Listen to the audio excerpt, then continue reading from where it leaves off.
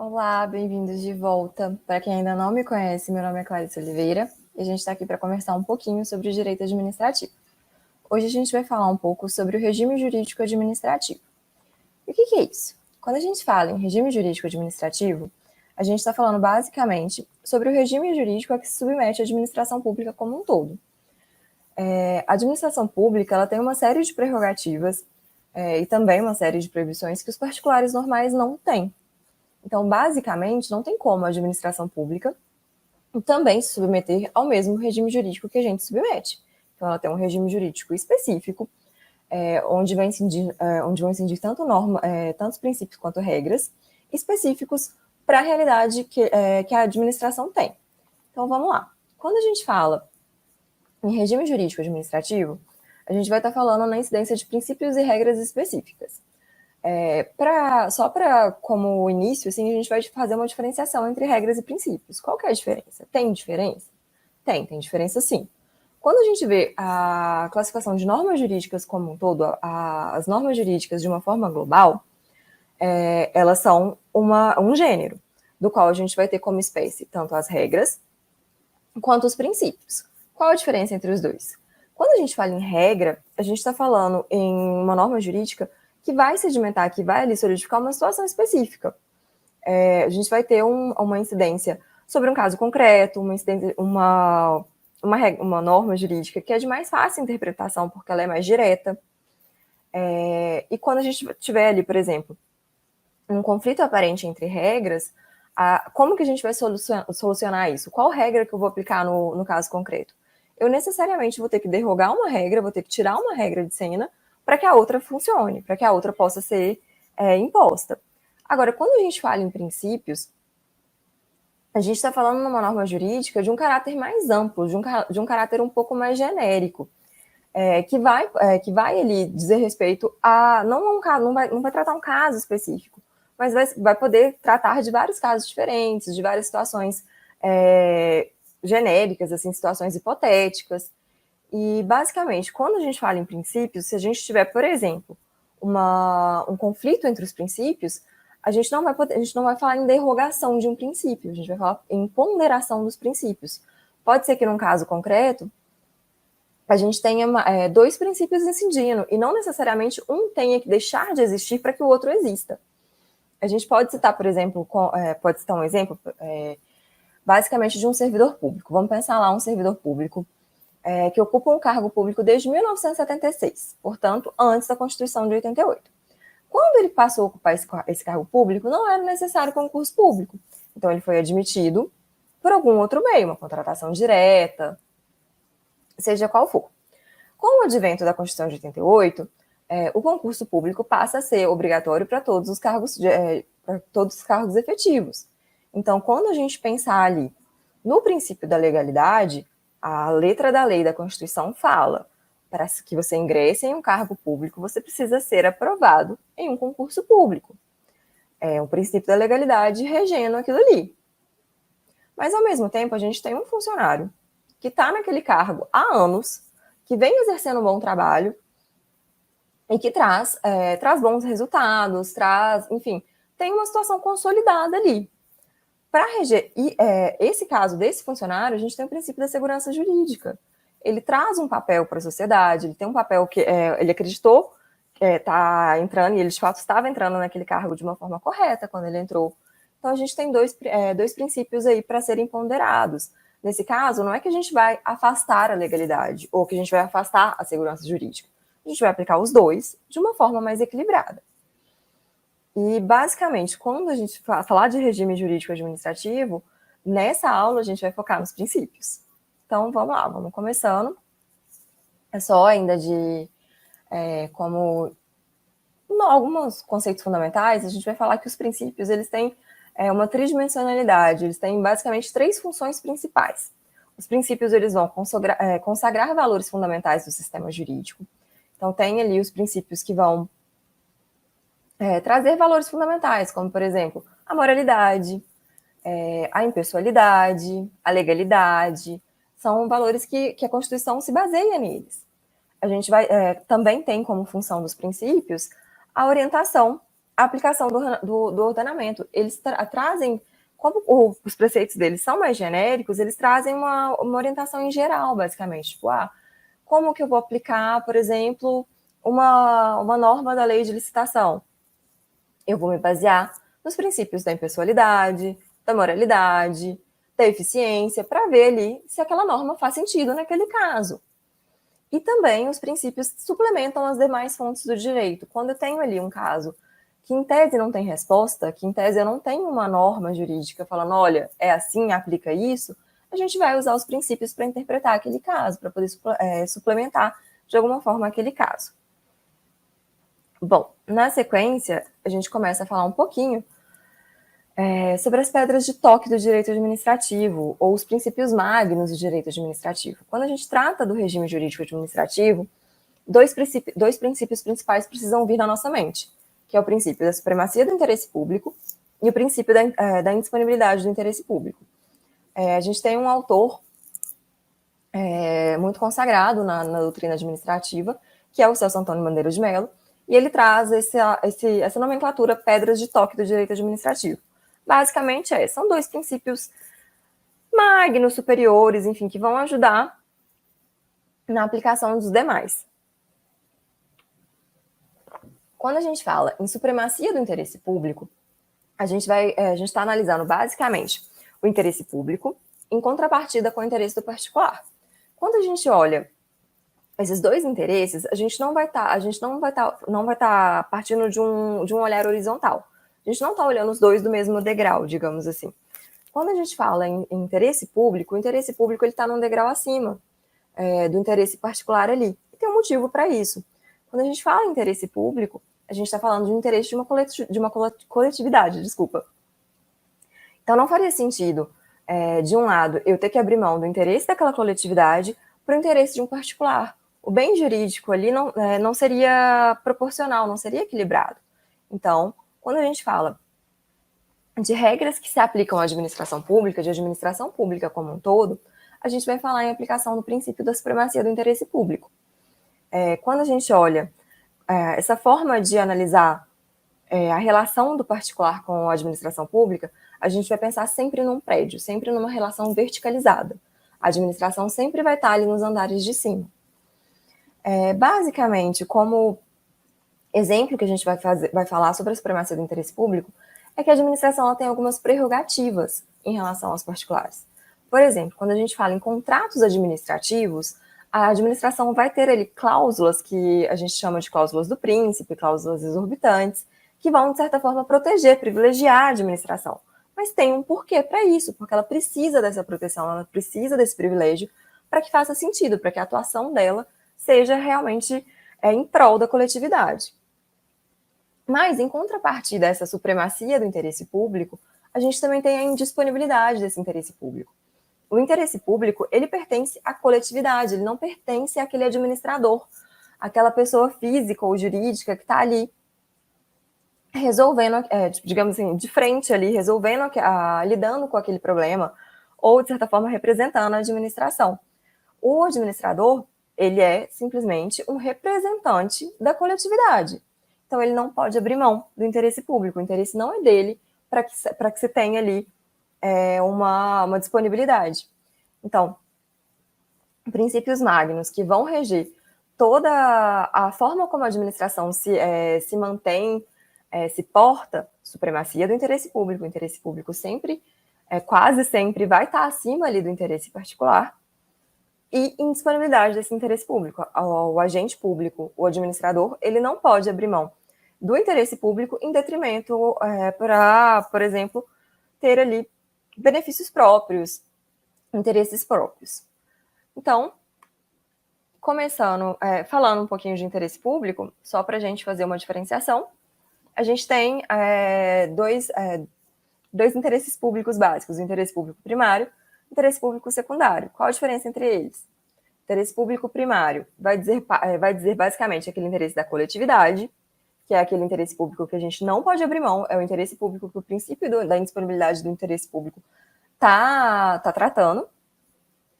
E, numa segunda via, a gente vai ter o interesse público secundário, que é aquele interesse do Estado enquanto sujeito de direitos. Às vezes é ali aquele interesse do Estado quando ele está atuando, por exemplo, como uma autarquia, como uma empresa pública, como uma sociedade de economia mista.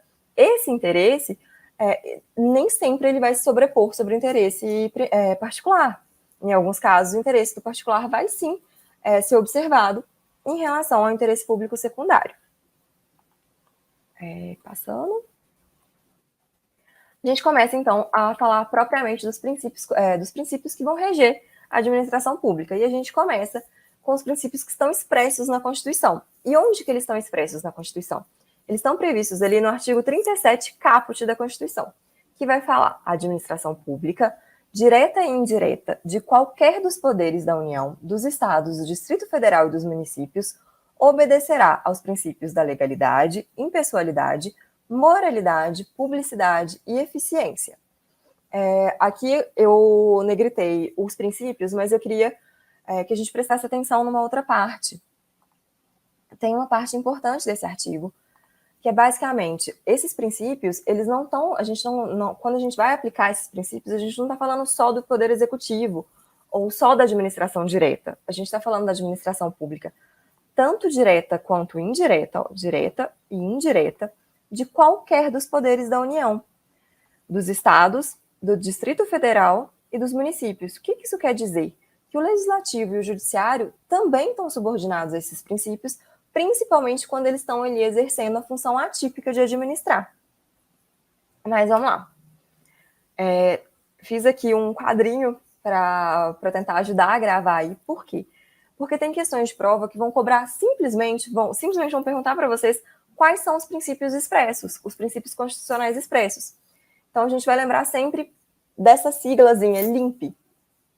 Principalmente porque tem um jeito fácil de guardar isso aqui. Quando a gente teve a reforma administrativa, que colocou ali o princípio da eficiência entre os princípios previstos no artigo 37, a gente tem que lembrar que essa reforma administrativa ela veio como se fosse uma limpeza da administração pública.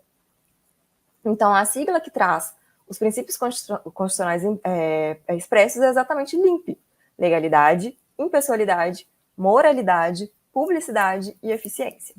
Então, vamos lá, vamos começar falando um pouquinho de cada um deles.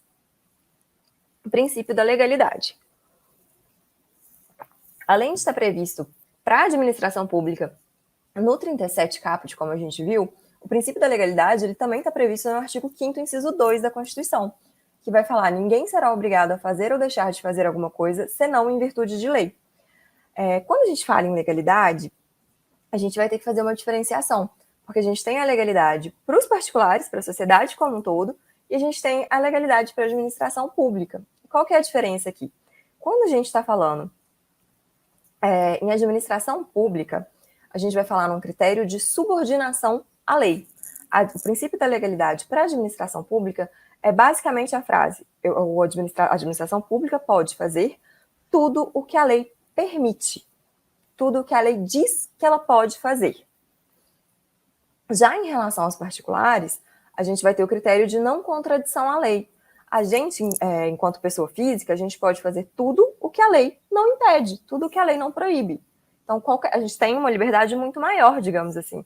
A nossa esfera de liberdade é muito maior que a esfera da administração pública. Para a administração pública observar o princípio da legalidade, ela necessariamente tem que agir dentro dos ditames legais, ela não pode extrapolar esses ditames.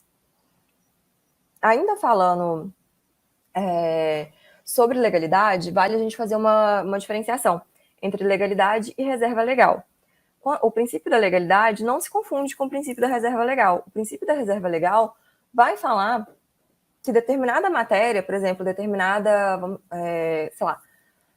licitações públicas, precisa ser tratado por meio de uma forma normativa pré-determinada ou estabelecida. A lei de licitação é uma lei ordinária. Ela pode ser tratada como lei ordinária, mas ela não pode ser tratada, por exemplo, ela não poderia ter sido realizada por meio de uma medida provisória. Ela precisava ser por meio de lei ordinária ou de alguma forma superior. Quando a gente fala, por exemplo, no Código Tributário Nacional, antes da Constituição de 88, ele era ele tinha como roupagem a lei ordinária, ele foi realizado como uma lei ordinária. Quando surgiu a Constituição de 88, a própria Constituição falava que a matéria tributária deveria ser tratada por meio de lei complementar. Então, o que aconteceu? Para não ser necessário realizar um novo Código Tributário, o Código Tributário Nacional foi recepcionado pela Constituição de 88 com vestimenta de lei complementar. Basicamente é isso. Reserva legal é a forma que aquela matéria, que aquele regramento tem que ter em relação ao ordenamento, seja ali lei ordinária, lei complementar, emenda constitucional, medida provisória, lei delegada, e por aí vocês vão ver em constitucional, não vai ser em administrativo. Mas, basicamente isso. Quando a gente fala em legalidade, o administrador ele somente pode atuar conforme determina a lei de uma forma ampla, obviamente, né? Não necessariamente só conforme a Constituição ou conforme algum código. E, por fim, só para terminar, a gente vai fazer uma diferenciaçãozinha também entre legalidade estrita, legitimidade e juridicidade. Basicamente, gente, a gente vai ter, tipo, um aumento. Ó. Aqui vai ser o menos e a gente vai caminhando para o mais.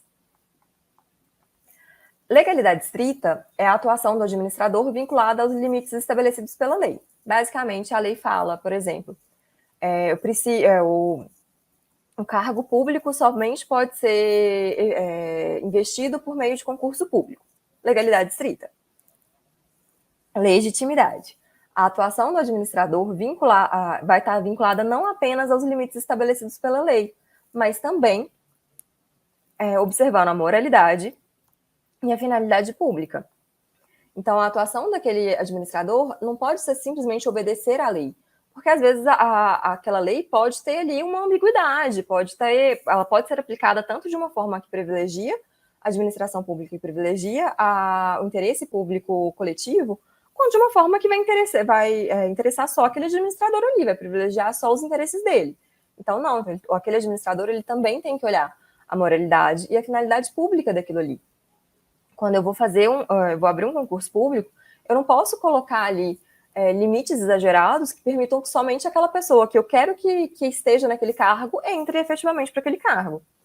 E, por fim, juridicidade, que vai ser a atuação do administrador vinculada aos limites estabelecidos pelo ordenamento jurídico como um todo.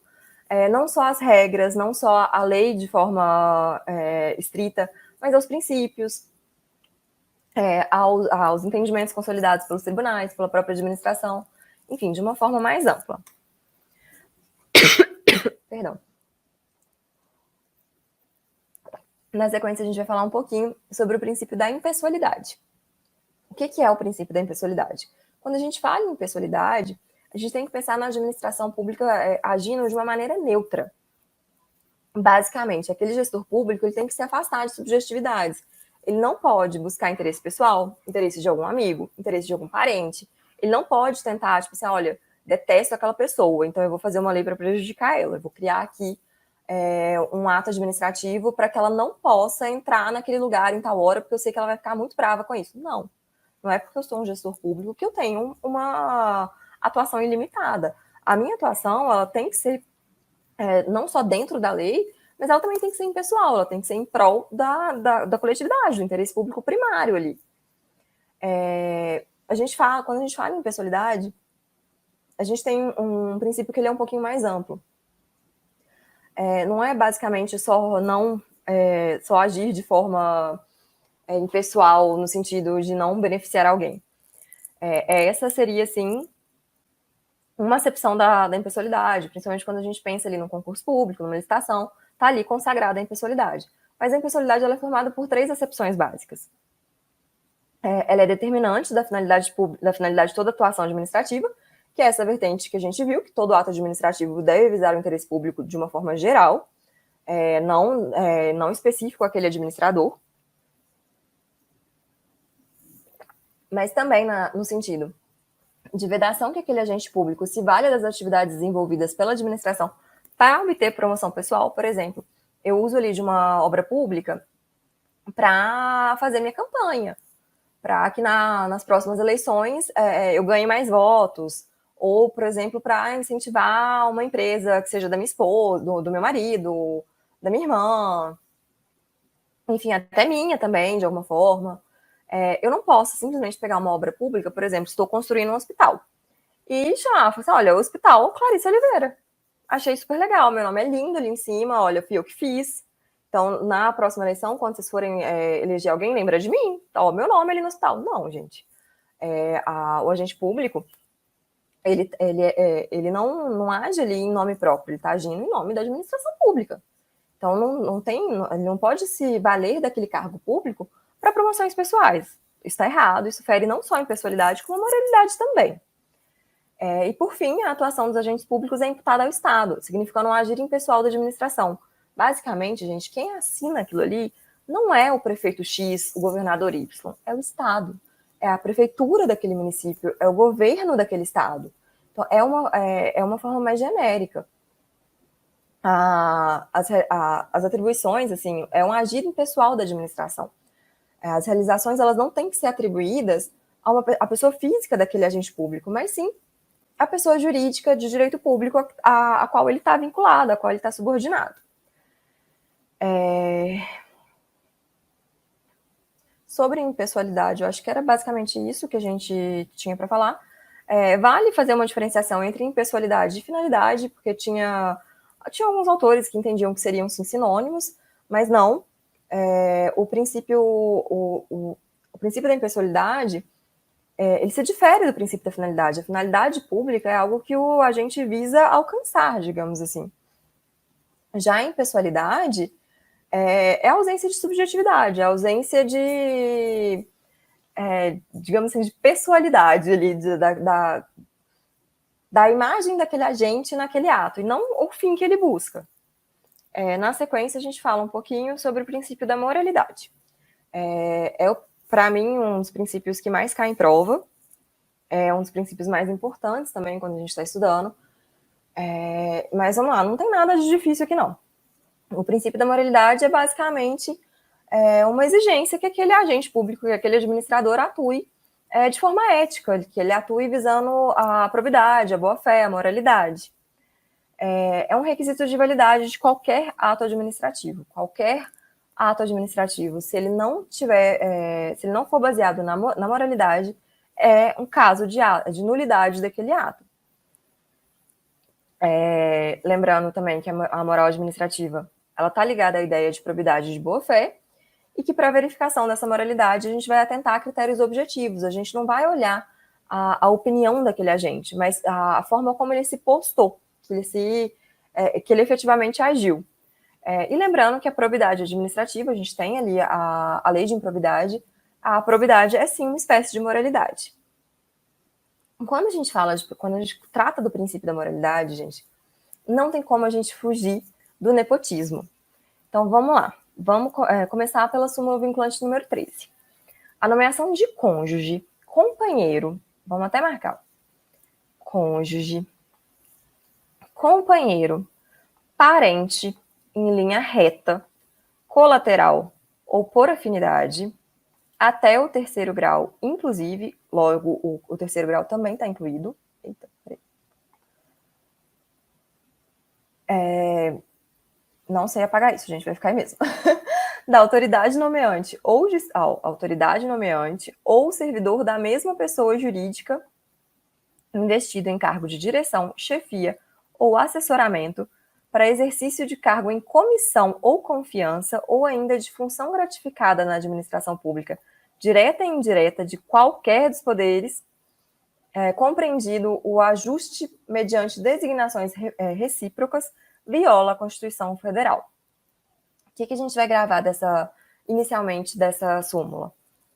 Cônjuge, companheiro, parente, esse parente tanto em linha reta, basicamente pai, mãe, filho e filha, colateral, irmãos e tios, primos também, afinidade, sogro, sogra, cunhado, até o terceiro grau. Até o terceiro grau, por exemplo, se eu tenho na linha reta filho, neto, bisneto.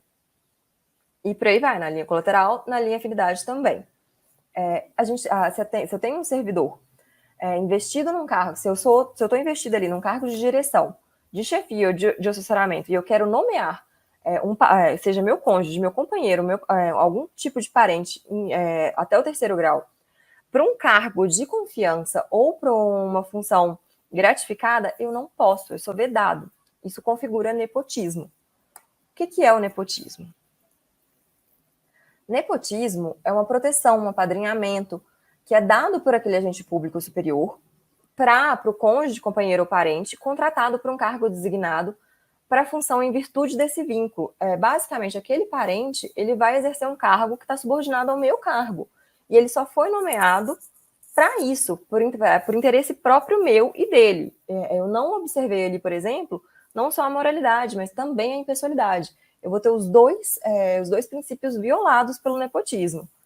Quando a gente fala em nepotismo, a gente tem que lembrar que também pode ocorrer nepotismo cruzado. O que é isso? Quando eu tenho, por exemplo, um cargo X, eu sou chefe de um cargo X, e eu quero nomear para esse cargo X, eu gostaria de nomear minha irmã, mas eu não posso, porque senão configuraria nepotismo. Então eu vou virar ali para o chefe do cargo Y e falar, olha, você contrata a minha irmã, que em contrapartida eu contrato a sua mãe. E todo mundo fica feliz e a gente não comete nepotismo. Não, isso também é nepotismo. Se isso for verificado, essas nomeações elas são sim nulas e está sim configurado o nepotismo, a gente tem violação tanto à moralidade quanto à impessoalidade. A nomeação de parente para cargo político configura nepotismo? Então, a gente tem um entendimento recente do STF falando que não. Que quando a gente tem a nomeação de parentes para os cargos políticos, a gente não teria nenhuma afronta aos princípios constitucionais, uma vez que a natureza daqueles cargos são cargos eminentemente políticos, de qualquer forma. Quando o STF faz essa exceção do nepotismo, ele está criando aquela diferenciação básica que a gente viu na aula passada, da função administrativa em função administrativa e função política, que a administração pública ela tem essas duas funções. Então, quando o administrador está exercendo a função política, ele pode sim ter nomeações pessoais, porque os cargos são políticos. Agora, quando ele está na função administrativa propriamente dita, não, porque aqui ele não está agindo em nome próprio. Aqui ele está agindo em nome da coletividade como um todo. Vamos lá. A gente tem alguns critérios objetivos para a configuração do nepotismo. Isso são critérios que foram colocados num julgado do STF, se não me engano, foi em 2016, tá no material de vocês. Só dá uma olhadinha direitinho lá. Gente, tudo isso tá no material de vocês, tá? Não precisa ficar copiando slide que nem um doido, não. Já tá tudo lá certinho, o material tá até bem mais completo do que isso. Só dá uma olhadinha por lá e os slides são disponibilizados de qualquer forma. Então, vamos lá. Nepotismo. Quais são esses critérios objetivos? Ajuste mediante designação recíproca, quando inexistente a relação de parentesco entre a autoridade nomeante, ocupante do cargo de provimento em comissão ou função comissionada. Relação de parentesco entre a pessoa nomeada e as autoridades nomeantes, é o nepotismo clássico. Relação de parentesco entre a pessoa nomeada, ocupante de cargo de direção, chefia ou assessoramento ou a quem ele estiver subordinado. Às vezes eu tenho o nepotismo não entre o chefe e o subordinado direto. Pode ter uma pessoa no meio dele que também tem interesse, por isso que é responsável por essa nomeação e que vai nomear por interesse próprio também. Relação de parentesco entre a pessoa nomeada e a autoridade que exerce ascendência hierárquica ou funcional sobre a autoridade nomeante. Na verdade, o exemplo que eu dei é desse, gente. A relação de parentesco entre a pessoa nomeada e o ocupante de cargo de direção, chefia ou assessoramento a quem estiver subordinado pode ser dentro dos próprios campos da administração pública. Tipo, eu já tenho digamos assim, um funcionário público que não seja ali efetivo, e eu tenho ali um cargo que tem interesse, a pessoa foi nomeada para aquele cargo e eu vou puxar aquilo ali. Também, vou puxar uma pessoa que já é servidor público, também é nepotismo. Se tem interesse próprio ali, é sim configurado o nepotismo. E por fim, só para a gente fazer uma diferenciação entre cargo em comissão e função de confiança. Qual que é a diferença entre eles? Todos dois estão previstos na Constituição, todos dois servem para a configuração do nepotismo, mas quando a gente fala em cargo em comissão, o que antes a gente chamava de cargo de confiança, são cargos de direção, chefia e assessoramento que vão poder ser exercidos por qualquer pessoa. A diferença básica está aqui, qualquer pessoa, desde que atendidas ali aquelas condições mínimas. A gente tem ali um limite mínimo previsto em lei, que uma vez presentes os requisitos mínimos também, de cargos que são providos por meio de cargos de comissão. Mas não pode ter o vínculo ali entre aquele administrador público e o nomeado. Quando a gente fala em função de confiança, também vai servir para direção, chefia e assessoramento. Mas nesse caso, aquele cargo ele só vai poder ser atribuído a quem já detém um cargo efetivo. Quem já é um funcionário público propriamente dito. Ele vai ter ali um acréscimo de responsabilidade. Ele já trabalhava ali naquela repartição, ele já tinha ali uma função. E quando teve ali aquela troca de chefe, por interesse pessoal daquele chefe, falou assim, olha, não, eu te dou aqui o cargo de direção, o cargo de chefia, porque eu acho mais interessante, porque para te beneficiar, para me beneficiar e por aí vai. Basicamente, aquele servidor ele vai ganhar um acréscimo remuneratório. Quando a gente tem um servidor exercendo função de confiança, ele vai sim ter um acréscimo de remuneratório, que é chamado de gratificação por função de confiança. A função de confiança, gente, ela vai ser sim exercida por um servidor público, mas a gente tem que observar o nepotismo nesse caso. Não pode ser parente meu, a não ser, obviamente, que a gente esteja falando de cargos públicos que foram preenchidos por meio de concursos públicos e que estão separados ali, que não tem nenhum vínculo com o outro. Eu tenho ali, tipo, um juiz que tipo, sei lá, que é irmão de um promotor, que é irmão de um assessor, enfim. E ambos ingressaram no concurso público de forma correta. Se não tem interesse, não tem nenhum interesse subjetivo ali, não está caracterizado o nepotismo. Mas se tiver, tá sim, e também nos cargos de função de confiança. Bom, para terminar esse bloco, a gente vai fazer algumas questões rapidinho. Deixa eu só ver como é que tá aqui.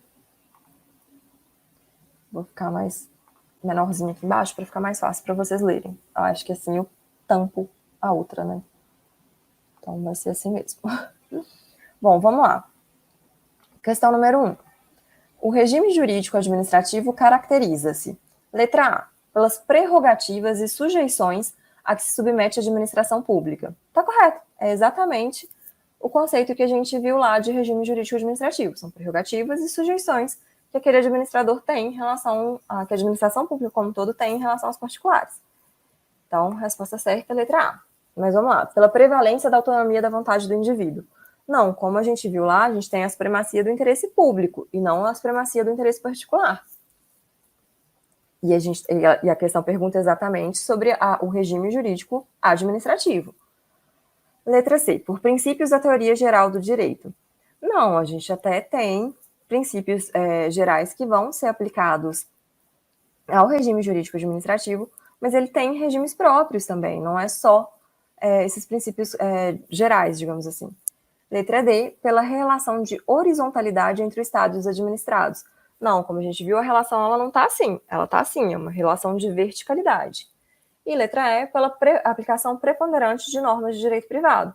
Não, toda vez que a gente estiver falando sobre regime jurídico administrativo, sobre administração pública, a gente tem a aplicação preponderante de normas de direito público. Questão número 2. Acerca do regime jurídico administrativo e do controle da administração pública, julgue o próximo item.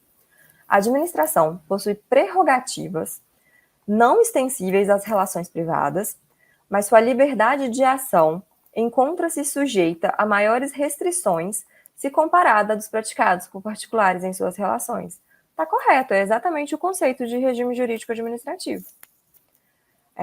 Questão número 3. A respeito dos princípios da administração pública, de noções de organização administrativa e da administração direta e indireta, julgue o item que se segue.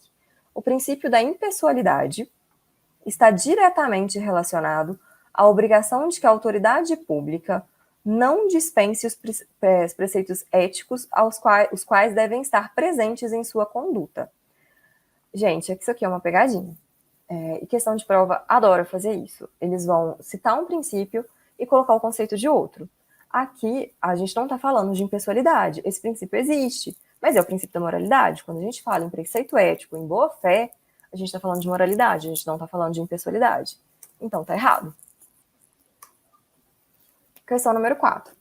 Associa-se de forma mais apropriada à ideia de probidade e boa-fé o princípio da... Exatamente a questão anterior. Qual o princípio que está mais associado à boa-fé e à probidade? É o princípio da legalidade? Não. O princípio da legalidade é ali o que está disposto em lei. Impessoalidade? Tá, impessoalidade é o agente não agir de forma subjetiva, ele agir de forma impessoal, em prol da coletividade, sem prerrogativas, sem benefícios próprios. Publicidade? Não, publicidade é a necessidade dos atos administrativos serem conhecidos pelos administrados, terem a possibilidade de conhecimento. E sim, moralidade administrativa é a resposta, o princípio da moralidade está sempre baseado em boa-fé e em os conceitos de probidade. Eficiência, a gente vai ver no próximo bloco, está relacionado ao usar os melhores mecanismos de forma mais eficiente, de forma mais rápida, mais célere, para dar resposta àquela situação. Então, não, resposta letra D, moralidade administrativa. E, por fim, questão número 5, acerca da administração pública e de seus princípios, julgue os próximos itens. Contraria o princípio da moralidade o servidor público que nomeie o seu sobrinho para um cargo em comissão subordinado. Contraria, né, gente? A gente está falando aqui do nepotismo. A gente está falando de um servidor público que vai nomear o sobrinho para um cargo em comissão que está subordinada a ele. Exatamente isso o conceito de nepotismo. Então, contraria, sim, o princípio da moralidade. Olá, tudo bem? Você acaba de assistir a uma aula, ou uma parte das muitas aulas, que nós temos aqui no curso preparatório da Unicamp para o cargo de profissional para assuntos administrativos, técnico em administração. E se você chegou até aqui, continue, porque eu tenho um recado importante para te passar. Nós aqui da Unicursos Campinas montamos o curso online preparatório que consta todas as matérias em que você, com certeza absoluta, estudando por aqui, você tem chances reais de aprovação. Aliás, eu quero aproveitar esse vídeo e mostrar quais são as vantagens do curso preparatório aqui na Unicursos Campinas. Olha só, pessoal, ao adquirir o curso preparatório, você terá acesso imediato ao curso. Isso significa dizer que você receberá no seu e-mail os dados de acesso, login e senha, para começar a navegar já na plataforma e começar para valer os seus estudos. Você também terá acesso ilimitado. Isso significa dizer que poderá assistir às aulas quantas vezes quiser, tudo bem? Você terá também no curso Teoria e Questões Comentadas, aliás, centenas de questões comentadas pelos nossos professores. Também terá material em PDF para apoiar, complementar os seus estudos. Simulados, nós vamos aplicar 2 simulados nesse curso preparatório, vai ficar show de bola, isso faz toda a diferença. E caderno de questões, gente, isso aqui é sensacional, é como se você tivesse simulados e mais simulados e mais simulados. Os cadernos de questões são separados por matéria e por tema. E então isso significa dizer que você vai ter aí de 3 a 5 cadernos dependendo da matéria. Esses cadernos você vai baixar, fazer um download, material em PDF e vai resolver as questões. Então conforme você vai evoluindo na matéria, obviamente vai resolvendo questões de provas anteriores, ok? O intuito disso é você não precisar sair da plataforma, você vai ter tudo o que precisa dentro da plataforma, tá certo? E nós estamos fazendo um valor super especial de lançamento. E eu não sei até quando a gente vai conseguir segurar esse valor. Olha só, de R$ 497, você não vai pagar isso?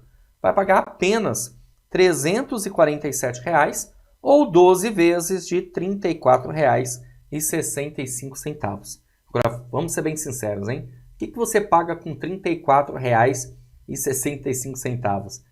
Às vezes, nenhuma pizza, não é verdade? Então, se você economizar uma pizza por mês, você adquire o curso preparatório aqui na Unicursos Campinas e vai estudar com bastante afinco para ser aprovado nesse concurso. Como que você faz para adquirir? Olha só, abaixo desse vídeo, na descrição desse vídeo ou na barra de comentários vai ter o link do curso preparatório. Você vai clicar nesse link, vai ser redirecionado à página do curso, lá encontrará todas as informações. Aí vai ter um botãozinho amarelo, você vai clicar nesse botão, vai preencher seus dados, escolher a forma de pagamento, pode ser à vista, como eu falei, né, R$ 347, ou parcelado em até 12 vezes. Se você quiser parcelar em menos, não tem problema, você escolhe lá, na hora, tudo bem? Feito o pagamento, você vai receber no seu e-mail, como eu falei, imediatamente os dados de acesso e já começa a navegar na plataforma com a gente. Agora, se você tiver alguma dúvida, pode entrar em contato conosco pela nossa central de atendimento. Tá aí o número aparecendo para você, ó, 19 99792 2427. Estaremos aqui à sua disposição para sanar todas as suas dúvidas relacionadas ao curso preparatório, tá bom? Beleza? Então clica no link agora abaixo desse vídeo, já faz a sua matrícula e já começa a estudar aqui com a gente na Unicursos Campinas. Bom, vou ficando por aqui, um grande abraço para vocês e a gente, claro, se vê numa próxima oportunidade. Valeu e até mais!